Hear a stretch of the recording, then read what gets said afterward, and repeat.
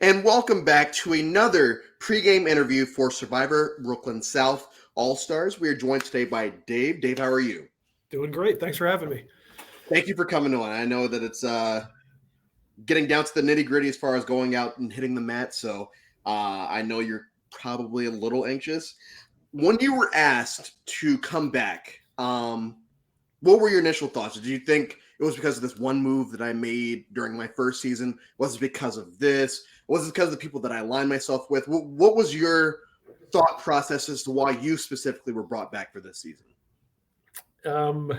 That's an interesting question. I haven't thought about it like that. I think I played a good game my first time, and I've been on production and one of the producers since then.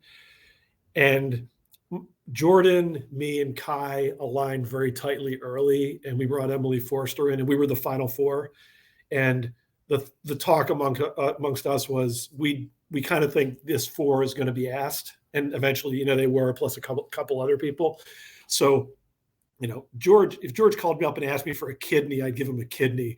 So as soon as he called up and offered me All-Stars, I'm in, whatever you need. And so before the cast starts to get released, after he starts putting that out, were there certain names that you were expecting to show up? Were there people that were like, I hope that they're here because of this? Opposite on the other side, it's, I hope that person doesn't show up because they're going to target me first, or I might target them first. Yeah, there's some of that. I would say Jordan and I have, and Mike Schwartz a little bit separately, him and I, we've been guessing on the casting for All-Stars starting about a week after our game ended season 2. So I would say we probably got 90% of the names. Because we probably had 30 people in the potentials, and George ended up picking 20. So yeah, we weren't really surprised. Some of them I'm excited to be playing against. Some of them I'm scared shitless. I don't know if I can curse on your podcast.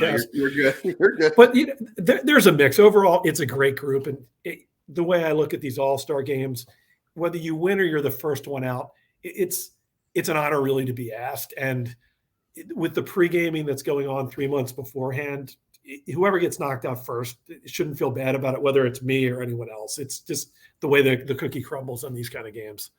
And going on the pre-gaming aspect of it, the fact that the cast was released months beforehand, it gave people ample time, if they chose to pregame. And so do you feel like that's going to help or hinder your specific game? Oh, it'll kill me. My goal is to not be the first one out, and I'd love to make the merge, but I'm not kidding myself. I'm going into this with a big target on my back. I'm the oldest man. You've seen Survivor. The old guy usually gets targeted first. I was on production, one of the producers. That's not always a positive in everyone's mind because they think you get special insights, which you don't. You just don't, Yeah. And I mean, I'm 53. And although, in my job, I'm on social media, I don't live there like some of the younger people. I don't get to go to all the New York, Rob has a podcast events and all the dinners they go out to and watch the show. So I'm not in the inner circle of the New York Survivor world. That's going to be a negative for me. So, it is what it is. My goal is to just get some people I like to work with, who I like playing the game with, and see if we can get to the end together before we start eating each other. If that happens, great. We'll see. And the beauty, I guess, and the curse about the LRG/org community is, we're a small but dedicated group. So you've heard about a lot of people, but you also have played with just the amount of the same amount of folk. So when you go into a game like this, like All-Stars, even if you haven't played with someone before, you almost know their reputation. And do you feel like reputations in this game are going to put an early target on those big threats? Or do you feel like people are going to immediately try to flock to them and say, hey, we're good until I try to get rid of you? I don't consider myself one of the big threats in these games. I mean, we have some absolute killers in this game. Emily Paddock is, on the Mount Rushmore of LRGs. Stan the same way. Alex the same way. McKenna's incredibly involved in the community. And I know the four of them are pretty tight. To me, they're the biggest threats. It's a compliment to them. They're just phenomenal players, very good socially. Any one of them can win the game. I hope someone like a big target like them gets targeted instead of, why would you vote out your dad? Maybe your grandfather, you want to keep me around, keep you happy. But yeah, I think there's big threats out there. Okay. And do you feel like, once again, because the cast was released early, that my mentality watching any all-star game as far as Survivor is concerned is, yeah, pre-gaming is all fun, and so you get out there and realize, oh, I actually want to work with this person this time around, or I actually changed my mind, I want to do this. Do you feel like because y'all have had so much time to pre-game that it's kind of soured any pregame alliances that might go out there now because they've been planning all this time, maybe. But once they hit that mat and realize, okay, I probably don't want to do that. I mean, I think it's a bit of both. I think people are going to go in with their pregame alliances, but I mean, the main rule in Survivor is you got to be flexible. And if they get on the mat and things aren't going their way, or they see they're on the way the tribe makeup doesn't fit for them, everyone on this cast is good enough to they'll change things up and go the way they need to go. So I think the pregame alliances will help, especially the people who are really good at it, which I'm not, but that's fine. But, it's going to be who can be the most flexible on the mat, because I also know George, and he knows that we've had this long to pregame, and he's going to mix things up to try to keep everyone on their toes constantly so that he doesn't have a boring game where a tribe alliance just comes together and knocks everyone else off. And going off of George, over the last few months, he has been putting out very cryptic videos about what potentially might happen during the season. Is there anything that you think might be thrown at y'all, whether it's something that's happened before on Survivor Brooklyn South or even Real Survivor, or do you feel like it could be, him just messing with you guys until you guys get out there and it's like, oh, no twists? I think there's a couple red herrings in there, but George doesn't do things on a whim. Everything is for a plan. You're asking my opinion, don't share it with anyone, and we'll see this after. I think he put out there, 6 or 7 different videos. I think he's going to take aspects of twists from those seasons. I've looked at some of them. The one first off, I think the biggest twist we're going to have is I think he's going to break up us by age. I think he's going to split us by Nicaragua, where he had 10 old, 10 young. He's going to split them like that, and that's how the game is going to start.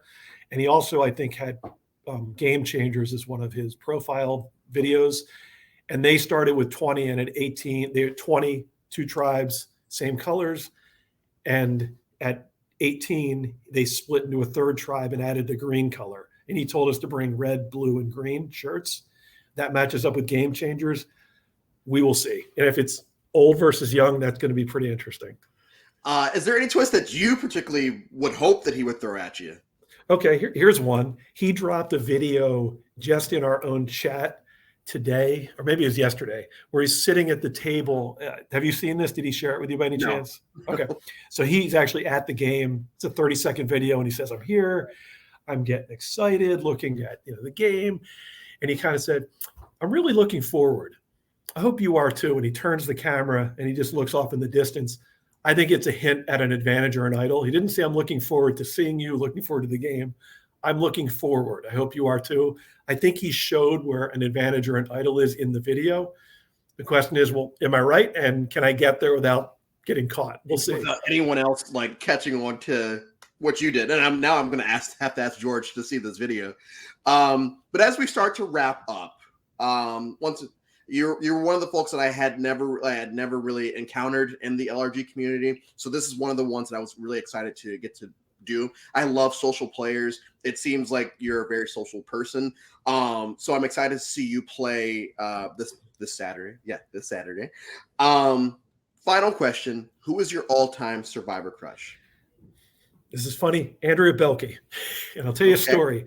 So this will be my 5th LRG I'm playing. I played in 2017 in the Survival Challenge, used to be the Durmore Survival Challenge. I heard from a friend about George's games. I said, I'll try Brooklyn South. One-day game, I'll try something different. So I show up on the mat at 6 o'clock in the morning. Andrea Belke is one of the players there. I almost couldn't speak for about 5 minutes, and she's 20 years younger than me. So, and I'm married. But it was a little bit weird. It freaked me out for a while, but I got over it. And then we voted her out later. Yeah, it's just like what Nick Wilson voting out Parvati and Winners at War. It all comes full circle. Exactly. Yeah. Well, Dave, thank you so much for taking the time to do this. I'm really excited to see you play this Saturday. I don't know why I keep forgetting what day it is. Excited to see you play this Saturday. I hope that you're not the first boot because of age. I hope that people see the father figure and don't take you up. But like you said, Final Four before, so maybe this time it's Final Three, Final Two. That'd be We'll great. see. Thank you, everyone, for tuning into another pregame interview, and we will see you after the next Survivor Brooklyn South pregame interview.